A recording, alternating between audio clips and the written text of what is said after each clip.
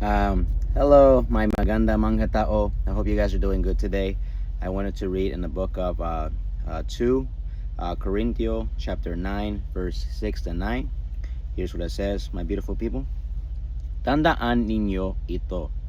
Ang naghahasik ng kaunti ay umaani ng kaunti, at ang naghahasik ng maramay ay umaani ng maramay. Ang bawat isa sa inyo ay magbigay na ngayon sa sariling kapasyahan ng walang pag-aatubili at hindi sa pilitan, dahil mahal ng Diyos ang mga nagbibigay ng may kag-alakan, at magagawa ng Diyos na ibigay sa inyo ang higit pa sa inyong mga pang-angailangan, para sa lahat ng panahon ay maging sapat kayo sa lahat ng bagay, at lagi ninyong matutulungan ang iba. Gaya ng sinasabi sa kasulatan, namigay siya sa mga duka, kailanman ay hindi makakalimutan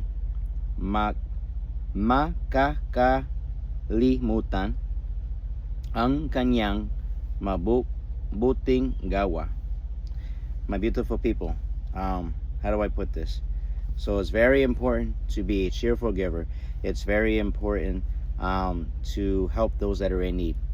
But everything has to do with puso. It has to do with our heart. God is looking at the intention behind our heart as to why we do the things that we do. And we should never be able to feel like we're obligated, or we feel like that we're forced to help somebody. We should be able to help them because we want to help them, because we're a cheerful giver. And you know, God, Panginoon, He put that on my heart.